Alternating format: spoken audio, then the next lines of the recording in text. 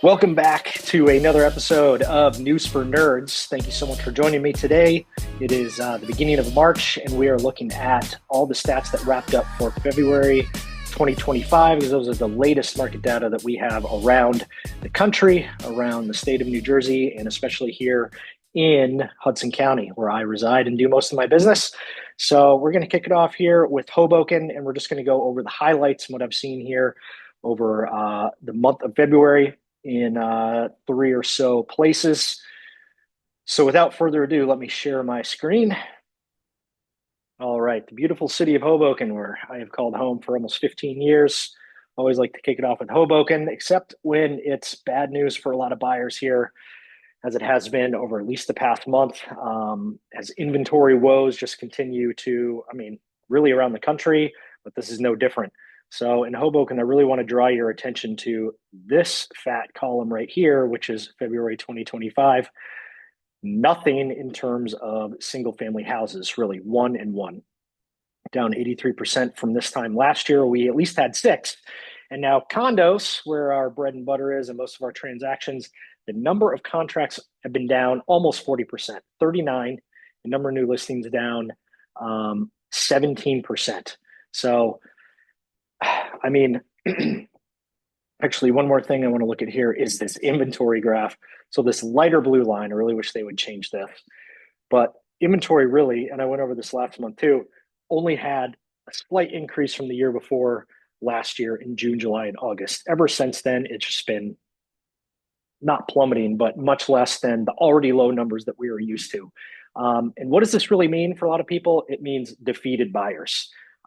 Contracts by price range, only areas that are up here is really the 2 million plus. If you can look here, like basically this and over to the right, I'm sorry, this is 1.5. So even lower here. So here to the left was lower. 2 million and up is really the only price range that we've seen an actual increase over the past 12 months in any of these categories, which is kind of sad for a lot of people. I mean, how many people out of your buyer pool or just in a given population can really afford $2 million right now? That being said, there's a sweet spot here in Hoboken between the $700,000 and $1 million price range. That's where the majority of the transactions are happening with listings and the contracts. So not all is lost, but we're just looking at the total here. It's just not what I like to see. But anyway, there still is a sweet spot there. And I realize that this is a hyper local statistic, but really a lot of Hoboken actually dictates the surrounding markets, because a lot of people, start off their families in Hoboken or start their searches in Hoboken after living in Manhattan or some of the, nearby boroughs of New York. They start looking in Hoboken, and if they can't find something here in their price range, then they start branching out a little bit. And one of those obviously bigger marketplaces that's a lot of the same price range, but downtown Jersey City. And I also want to highlight Union City here today as well. So that's where we're going to jump after this. But that's why I always like to start with Hoboken, because just for the fact that a lot of people's home journeys start here, or whether they actually land in Hoboken or they've been here for a little while, a lot of journeys start here and then move into surrounding areas. So it is important. All right, so jumping over here to downtown Jersey City, really a lot of these stats are not very surprising, but what I will like to highlight here is basically overall, and then also in the condo co-op, because we're really only looking at like six contracts and six listings in the house range.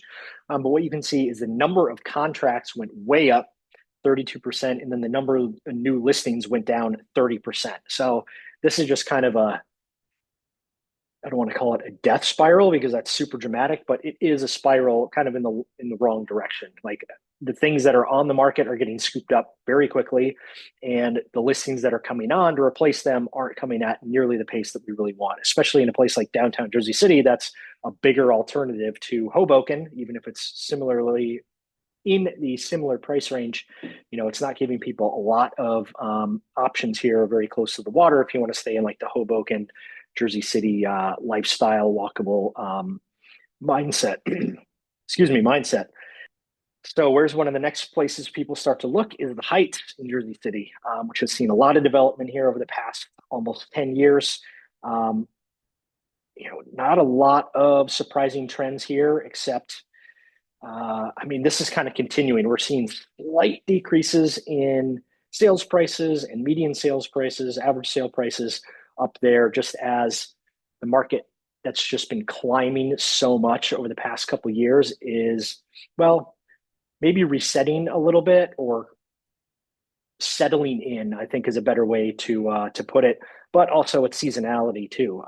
We're coming off of winter time where not a lot of transactions happen in general, at least seasonably. It's kind of the lower time all across the country and especially in our area. So I don't want to read too much into that. It could be a few of these factors combined. But what I do want to point out, which you're not going to see on this graph, is that parking is basically disappearing in the Heights.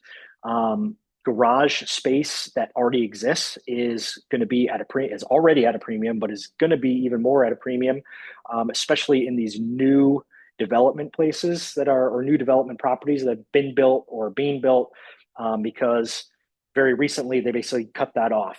We call it a curb cut in the developing space.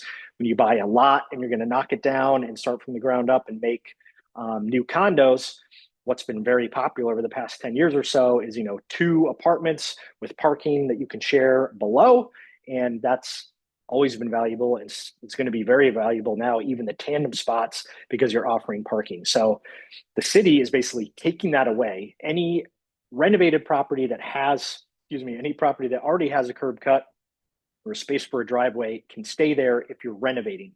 But if you're going to build a brand new construction, they are taking that away. You are not going to be able to have parking because their overall goal is basically to increase population density and to make it more of a walkable area. Now, time will tell if that actually is what happens, but there are definitely going to be a lot of people that are counting on parking that can't get it in Hoboken or downtown Jersey City, that aren't going to be able to find it in the Heights now either. Now, the one good thing about that I can see is that the standard lot size that you were dealing with up in the Heights, especially if you're a developer, you're basically looking for a 25-foot wide lot by 100, and that's the go-ahead right to build a 2-family house. Now, since they're taking those garages away, they're going to be able to add a 3rd unit, again, to help with that population density. And that's probably, in most likely scenario, going to be like a ground floor apartment with 2 above it. So those that as of right for a 2-family in that R1 zone is actually going to be now zoned as a legal 3-unit building that you can put there instead of just 2. But again, they're taking away the parking. So those are the highlights that I'm seeing so far for the Heights. Last place I want to talk about in this month's News for Nerds is Union City. So compared to the last graph that we were looking at, let's look at this one for the past 12 months of inventory compared to the year before that. Up pretty much the entire year. It matched it in July and August, but ever since then, it has been up. And the number of contracts and the number of listings both increased overall and in condos.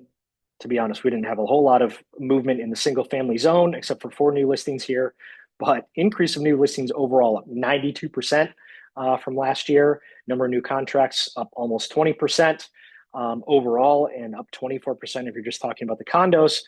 And a lot of people here, like I said, are finding a lot of value in Union City. And I have been seeing recently some really nice 2-bedroom apartments, 3-bedroom apartments, and even single family homes come on the market. And the price range is pretty sweet. You don't have a whole lot of stuff above the $1 million price range. And when you do these new listings, we're seeing 400% more than we did last year, 16 compared to 4. But still, look at the sweet spot of opportunity here, where if you're comparing that to downtown Jersey City and Hoboken, get a lot more bang for your buck up in Union City without too much sacrifice. I mean, but I'm not going to sugarcoat that very much. Obviously, the things that draw a lot of people into Hoboken and keep them here are not going to be exactly what you find in Union City. But if you're looking for a house, space, and price, this is definitely where people are finding the value. So that's what I got for you today, everybody. Thank you so much for tuning in for News for Nerds. As always, if you are not on my email list and you're only seeing this online, if you would like all of these stats and literally any stat for any town in New Jersey, I have all of that handy. It comes out every single month. I'm happy to send it to you. No strings attached whatsoever. I just like sharing the knowledge. If you have any questions, anything you want me to talk about next time, feel free to DM me. Thank you all for your outreach in between. I really appreciate it. Appreciate you. Have a great day, everybody. See you next time.